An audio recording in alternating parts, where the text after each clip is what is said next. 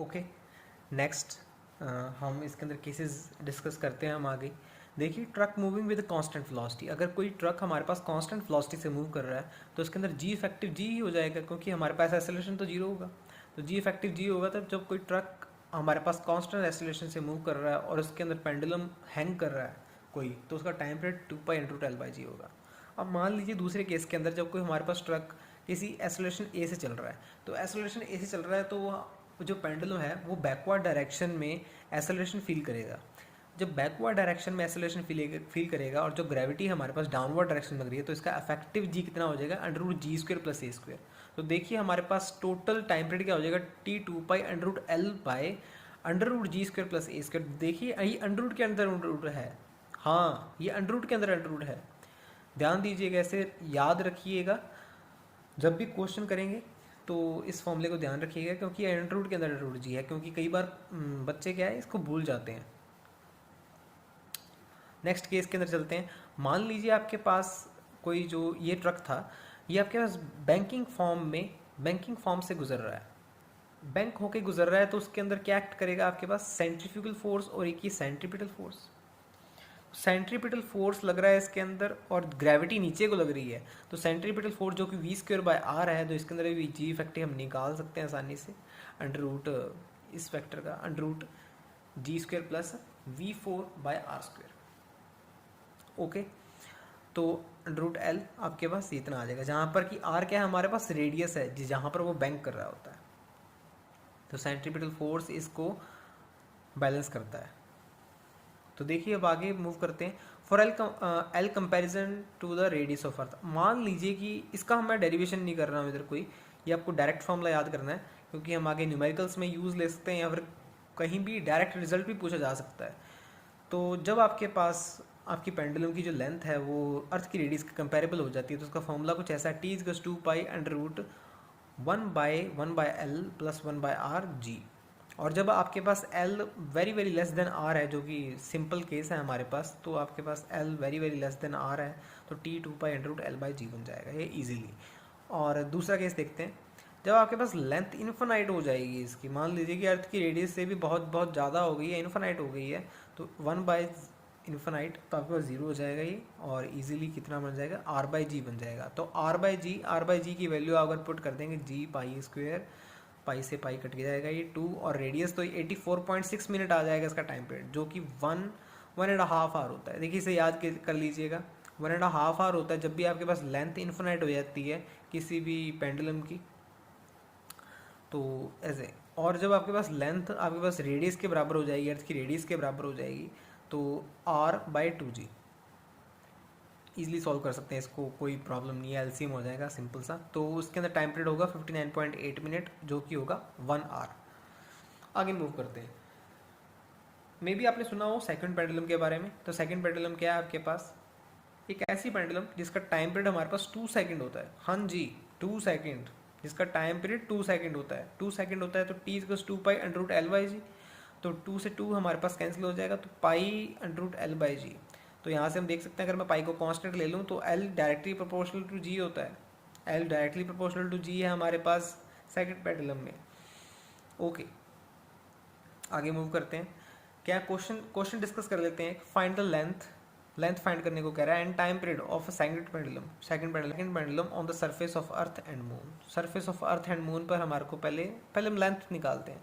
देखिए लेंथ निकालते हैं, तो लेंथ आपके पास कितनी आएगी, मैं पहले अर्थ के लिए निकाल रहा हूँ, T2π2 = 2π, तो 2 लिखना इधर सही नहीं है वैसे, तो चलो कोई बात नहीं, 2π√L, तो G को मैं इधर π² लिख रहा हूँ, तो π², तो यहाँ से मेरे पास लेंथ कितनी आ जाएगी, 1 मीटर। 1 मीटर लेंथ मेरे पास अर्थ की आ जाएगी। और ऐसे ही जब मैं मून के लिए लेंथ निकालूंगा, मून पर हमारे पास लेंथ में क्या इफेक्ट पड़ेगा, मून पर आपके पास T2π1 =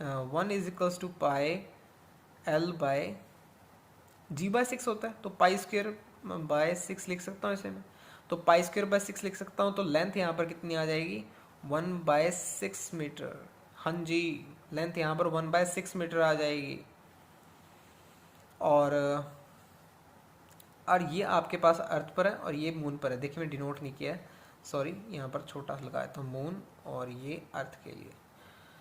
आगे चलते हैं। देखिए क्या है, टाइम पीरियड में निकालना है। ठीक है, टाइम पीरियड निकालना है आपके पास, तो टाइम पीरियड कांस्टेंट रहेगा पास, यहाँ पर 2 सेकंड ही रहेगा, क्योंकि सेकंड पेंडुलम आपके पास एक ऐसा पेंडुलम है जिसका टाइम पीरियड 2 ही रहता है। तो ओके, आगे चलते हैं। आगे बहुत इंपॉर्टेंट कॉन्सेप्ट है कि हमारे पास, देखिए बहुत इंपॉर्टेंट कॉन्सेप्ट है हमारे पास। ये क्या कह रहा है, when a long and short pendulum start oscillation, जब आपके पास एक लॉन्ग और एक शॉर्ट पेंडुलम स्टार्ट करते हैं ऑसिलेट करने साइमल्टेनियसली, देन एक साथ करते हैं, then both will be in same phase. तो हाँ, सेम फेज में होंगे। देखो यहाँ पर सेम फेज वर्ड का मतलब क्या है, सेम फेज वर्ड का मतलब है जब उनके बीच में फेज डिफरेंस 0 हो, 2 पाई हो, 4 पाई हो, बेसिकली वो इवन मल्टीपल हो। और डिफरेंट फेज का मतलब क्या है आपके पास, जब उनके अंदर फेज डिफरेंस पाई, 3 पाई, 5 पाई, मतलब कि ऑड टर्म मल्टीपल हो।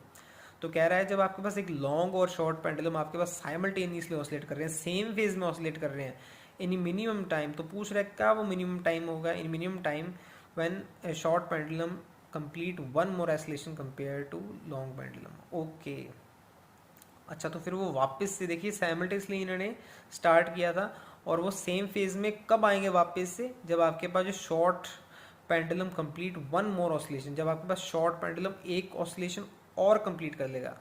ठीक है, मान लीजिए इसका एन ऑसिलेशन कंप्लीट करेगा, तो ये n+1 जब कंप्लीट कर लेगा तब ये एक दूसरे के साथ फेज में आ जाएंगे। देखिए थोड़ा समझते हैं इसे। टाइम t0 पर ये कह रहा है कि हमारे पास साइमल्टेनियसली मूव कर रहे हैं, तो डेल फाई हमारे पास 0 है, 0 फेज डिफरेंस से मूव कर रहे हैं, सेम फेज है। और उसके बाद जैसे जैसे टाइम इंक्रीज होता जाएगा, क्योंकि हम जानते हैं t = 2π√L/g, और जैसे जैसे हमारे पास लेंथ ज़्यादा है तो टाइम पीरियड भी ज़्यादा होगा। तो शॉर्ट वाला आपके पास क्या है, टाइम पीरियड में आगे निकल जाएगा, ये आगे निकल जाएगा और ये पीछे रह जाएगा। और एक टाइम पर क्या होगा कि आपके पास ये एक दूसरे से कोइंसाइड करेंगे या नहीं करेंगे। तो जो शॉर्ट पेंडुलम है आपके पास, उसका टाइम पीरियड आपके पास कम होगा, और जो लॉन्ग पेंडुलम है उसका टाइम पीरियड ज़्यादा होगा। तो ये ज़्यादा होगा, तो मेरे पास क्वेश्चन अब ये बनता है कि क्या कभी ये सेम फेज वापस से रिपीट होगा। जब इन्होंने स्टार्ट किया था शुरुआत में, जब आपके पास फेज कितना था, 0 था, तो क्या सेम फेज की कंडीशन वापस आएगी। तो हाँ, यस, सेम फेज की कंडीशन वापस आएगी। कब आएगी, जब आपके पास एक जो आपके पास शॉर्ट पेंडुलम है, शॉर्ट पेंडुलम जो कि आपके पास टाइम पीरियड इसका कम है, वो अपना डेल फाई फेज डिफरेंस से आ जाए, डेल फाई फेज डिफरेंस में आ जाएगा लॉन्ग पेंडुलम के, जब इन दोनों के बीच में। अब ये तो देख ही सकते हैं ना कि जैसे जैसे आपके पास टाइम पीरियड बढ़ रहा है तो उनके बीच में फेज डिफरेंस बढ़ता रहेगा, क्योंकि दोनों का टाइम पीरियड अलग हो जाएगा, जैसे साइमल्टेनियसली कंडीशन से, t = 0 की कंडीशन से। तो जैसे जैसे फेज डिफरेंस बढ़ता जाएगा, तो एक टाइम पर आपके पास जब 2 पाई फेज डिफरेंस आ जाएगा, तब ये आपके पास सेम फेज में होंगे। तो कहने का मतलब है, जब 2 पाई का मतलब क्या है, एक सिंगल ऑसिलेशन, तो एक सिंगल ऑसिलेशन ऐड होगा, +1 में रहेगा। जब वो एक ऑसिलेशन प्लस में रहेगा, तब वो उसके साथ सेम फेज में आएगा। तो मान लीजिए इसने n ऑसिलेशंस कंप्लीट किए हैं, तो n+1 ऑसिलेशंस में ये दोनों सेम फेज में होंगे। देखिए, तो यहाँ पर जो मिनिमम टाइम लगेगा इसको सेम फेज में लाने के लिए, वो कितना होगा, n × TL। देखो n यहाँ पर ऑसिलेशन को डिनोट करता है, और t इसका क्या है, टाइम पीरियड है। तो n+1 ये शॉर्ट का, क्योंकि आपके पास शॉर्ट को n+1 ऑसिलेशन लगेंगे लॉन्ग ऑसिलेशंस के बराबर आने के लिए, इन दोनों का अगर बराबर होना है तो। ओके, तो यहाँ से मैंने इसकी वैल्यू पुट कर दी है TL की √LL/G, और ये मैंने एक फॉर्मूला क्रिएट कर लिया है इसकी वजह से। आगे इसके ऊपर क्वेश्चन देखते हैं, आगे चलते हैं, इसके ऊपर एक न्यूमेरिकल देखते हैं ताकि हम इस कॉन्सेप्ट को और समझ सकें। 2 pendulum of length 1 metre and 1.21 metre. तो एक की लेंथ ज़्यादा है, देख ही रही है आपको, तो एक की लेंथ आपके पास लॉन्ग बाय शॉर्ट, तो √1.21 बाय 1, देखिए आ जाएगा, तो n+1/n, तो n+1/n। तो क्या पूछ रहा है ये, साइमल्टेनियसली स्टार्ट किया सेम फेज, शुरुआत में सेम फेज था, find out after how much oscillation. तो कहता है कितनी ऑसिलेशंस के बाद वो आपके पास दोनों सेम फेज में आ जाएंगे, और कितना मिनिमम टाइम लगेगा, मगर मिनिमम टाइम भी क्या होगा। तो देखिए पहले ऑसिलेशंस निकालते हैं, कितने ऑसिलेशंस के बाद आपके पास वो सेम फेज में आ जाएंगे। तो 1.21 जो कि इसका स्क्वायर है 1.1 का, 1.1/1 = n+1/n। तो यहाँ से मैं इसको क्या लिख सकता हूँ, 1+1/n और 1 इधर जाएगा तो आपके पास कितना आ जाएगा ये 0.1, 0.1 इज इक्वल्स टू 1/n, तो 1 10, तो n इज इक्वल्स टू 10 आ गया। तो n इज इक्वल्स टू आपके पास कितना आ गया है 10 आ गया है। तो कहने का मतलब यूँ है कि आपके पास जो लॉन्ग पेंडुलम है वो अपने 10 ऑसिलेशंस कंप्लीट कर लेगा, और जो शॉर्ट पेंडुलम है वो जो अपने 11 ऑसिलेशंस कंप्लीट कर लेगा, तब वो दोनों के सेम फेज में आ जाएंगे। और इसके अंदर टी मिनिमम कितना होगा, टी मिनिमम यहाँ पर मैं निकालने की कोशिश करूँ तो मेरे पास क्या फॉर्मूला था n इंटू टी एल। तो n जो कि मेरे पास 10 है, तो यहाँ पर मेरे पास टाइम पीरियड कितना है इसका टी एल लॉन्ग वाली का टाइम पीरियड हमारे पास 2π√LS/g है, तो LL/g है, तो इसको आप लिख सकते हैं उसके अंदर, ये खुद निकाल लेंगे आप, मुझे पता है ये आप निकाल सकते हैं, टाइम पीरियड आपके पास टी मिनिमम निकाल सकते हैं आप, ये सिंपल है, ये मैं आपके ऊपर छोड़ रहा हूँ। देखिए नेक्स्ट क्वेश्चन की तरफ मूव करते हैं। Find the time period for one oscillation for given simple pendulum. तो देखिए आपके पास ये इस पोजीशन से ऑसिलेट करना शुरू करता है, तो पूछ रहा है कि जब इसका 1 ऑसिलेशन कंप्लीट हो जाएगा तो इसका टाइम पीरियड कितना होगा। तो जब ये यहाँ से मूव करके यहाँ पर पहुँचेगा तो ये आपके पास कितना टाइम पीरियड हो जाएगा T/4। ये तो हम पढ़ते ही आ रहे हैं, ठीक है, क्योंकि अपनी वो एक्सट्रीम पोजीशन से मिनिमम पोजीशन पर आ रहा है, तो T/4 लगेगा। पर अब देखिए यहाँ पर आने के बाद इसकी लेंथ कितनी रह जाएगी आपके पास, L-3L/4 रह जाएगी, जो कि आपके पास कितनी होती है L/4 ही आएगा ना, हाँ, तो L/4 ही आएगा। तो L/4 आगे कवर करेगा डिस्टेंस, आगे कवर करेगा, तो इसका टाइम पीरियड अलग हो जाएगा। टाइम पीरियड अलग क्यों हो जाएगा, क्योंकि लेंथ अलग हो गई है। तो देख लेते हैं कि पहले आपके पास टाइम पीरियड था t, इसका मान लेते हैं कि इसका पूरे पेंडुलम का टाइम पीरियड होता t, तो t इज 2π√L/g। और दूसरी पेंडुलम जो भी यहाँ पर जो शॉर्ट पेंडुलम क्रिएट होगी t डैश ले लेता हूँ, इसका टाइम पीरियड t डैश ले लेता हूँ, तो वो आपके पास कितना होगा 2π√L/4g, L/4g होगा। तो यहाँ से 2π कैंसिल, L भी कैंसिल और G भी कैंसिल हो जाएगा, तो T is equals to T/T dash आपके पास ये 2 और ये ऊपर चला जाएगा बेसिकली, और नीचे कुछ नहीं रहेगा, ठीक है। तो T इज इक्वल्स टू, तो T dash is equals to T/2। जो सेकंड पेंडुलम होएगी हमारे पास, ये जो क्रिएट होगी, इसकी लेंथ कम हो गई है, उसका टाइम पीरियड आपके पास T/2 हो जाएगा। और अगर ये T/2 हो जाएगा तो इसका टाइम पीरियड कितना हो जाएगा, अब देखते हैं।